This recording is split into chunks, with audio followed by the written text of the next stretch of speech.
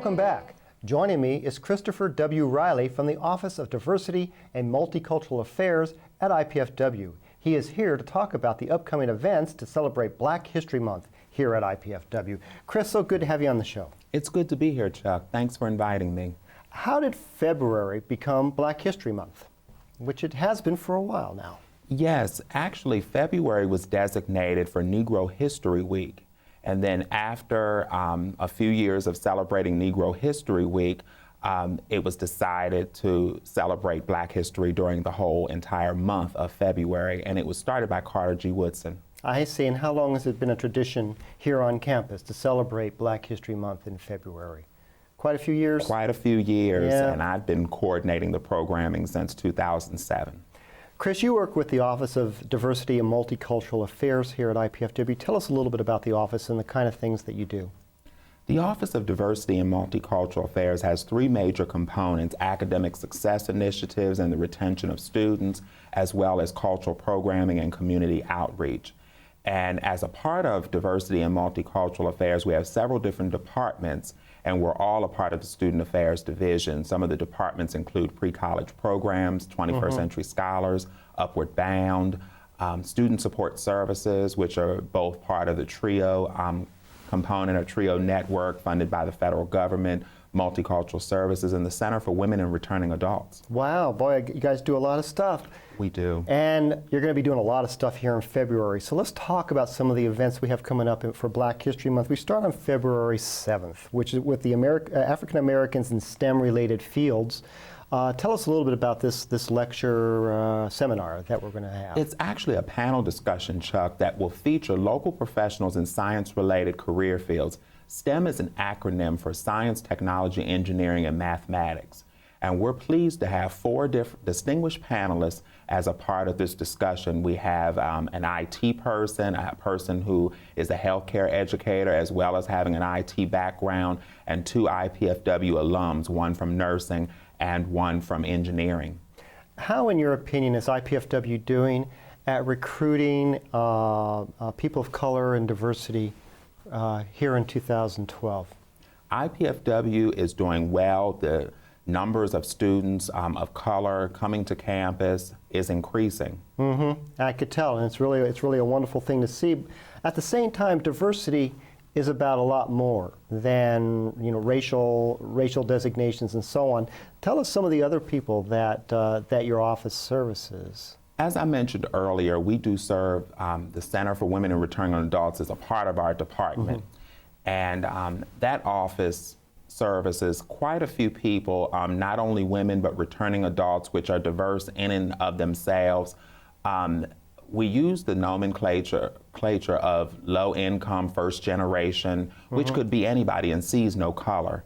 So we kind of have a multitude of different ethnicities and people from various different backgrounds of life that come in contact with our office and the many different departments that make up diversity and multicultural affairs. And that's what's so cool about this campus. Absolutely. Is the diversity.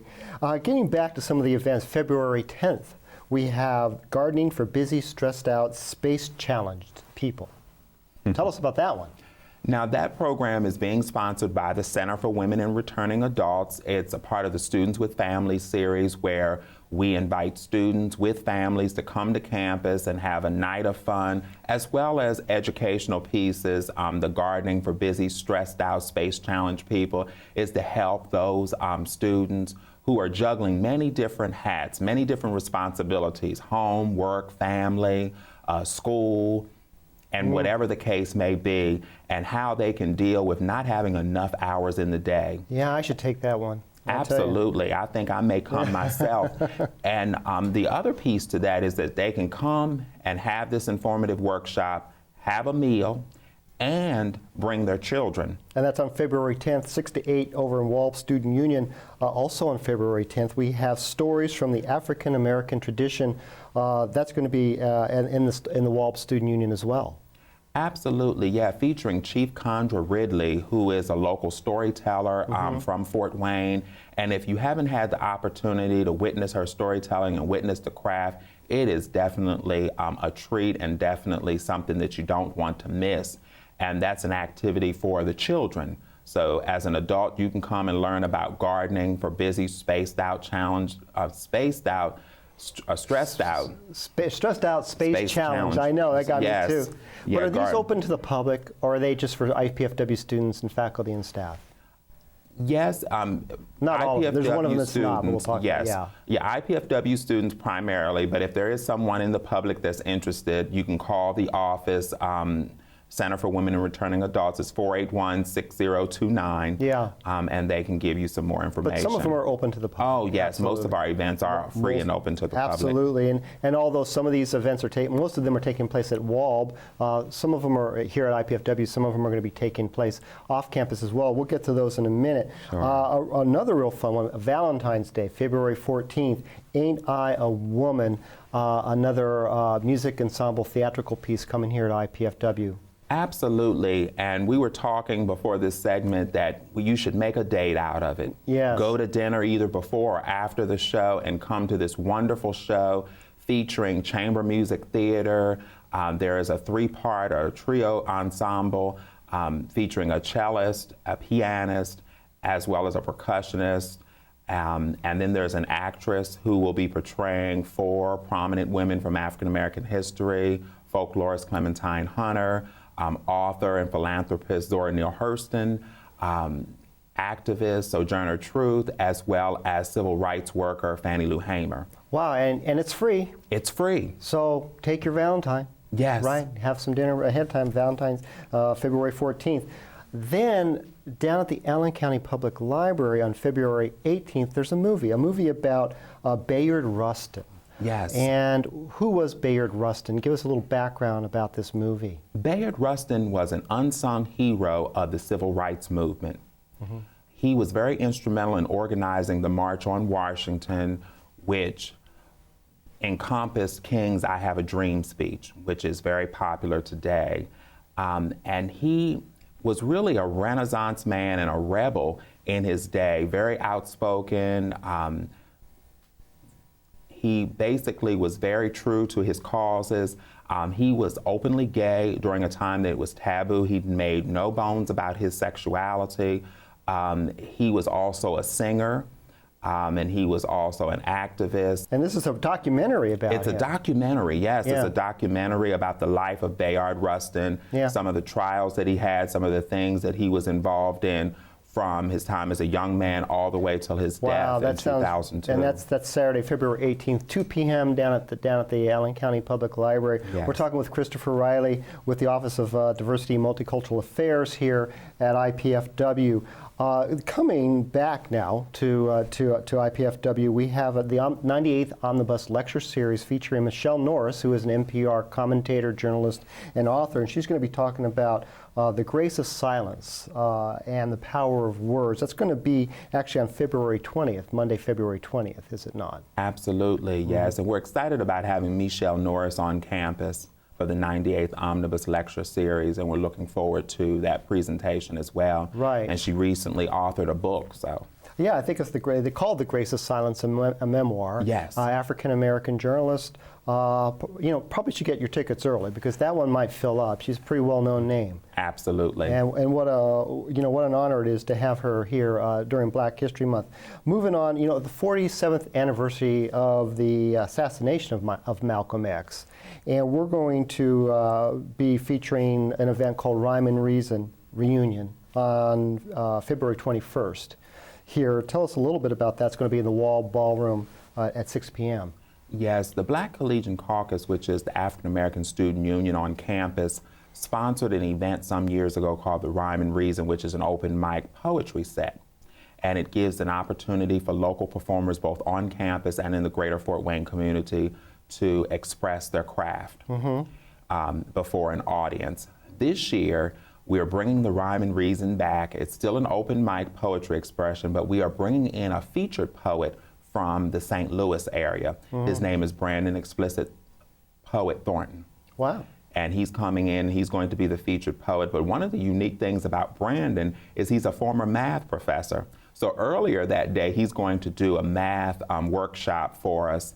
And listen to this: how to make math a friend instead of an enemy. Yes. If Math requested you as a friend on Facebook. Would you confirm, delete, or block? Or subtract, multiply, or add, I guess. Absolutely. Well, you know, I think that's going to be really, really nice. February 21st, 6 p.m. over here in Walb. The next event is going to be called Redefined 2012 African American Male Summit. That's actually a closed event. I mean, that's for an all-day seminar for African American men. But you tell us a little bit about that. It is a workshop or all-day seminar designed for African American males. However, if there are some ladies who would like to come, by all means, do give the office a call. Please do register. We will not turn you away.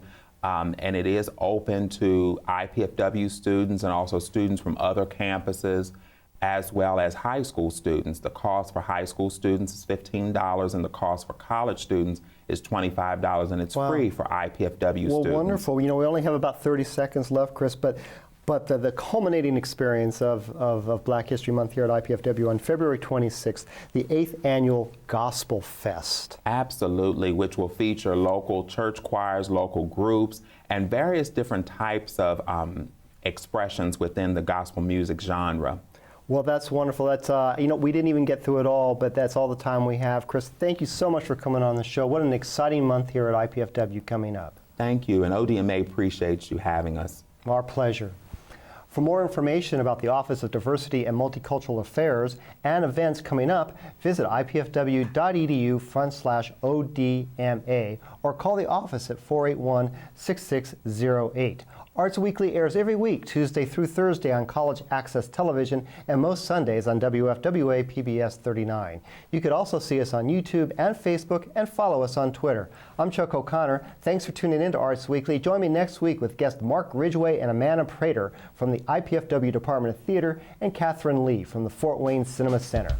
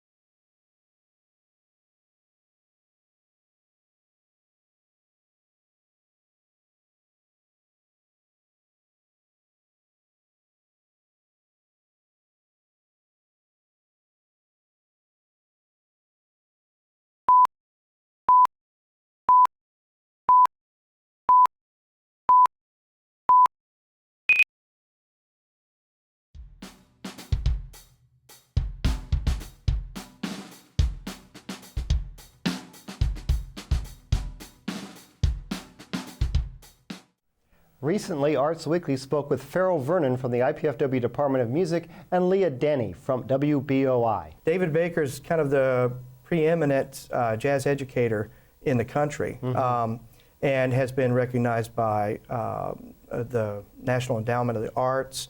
He's pretty much won every award that you possibly can as a jazz teacher, player, etc. And so that's why, you know, most people go to Indiana University to study jazz. Watch Arts Weekly on Sundays at 7:30 p.m. on WFWA PBS.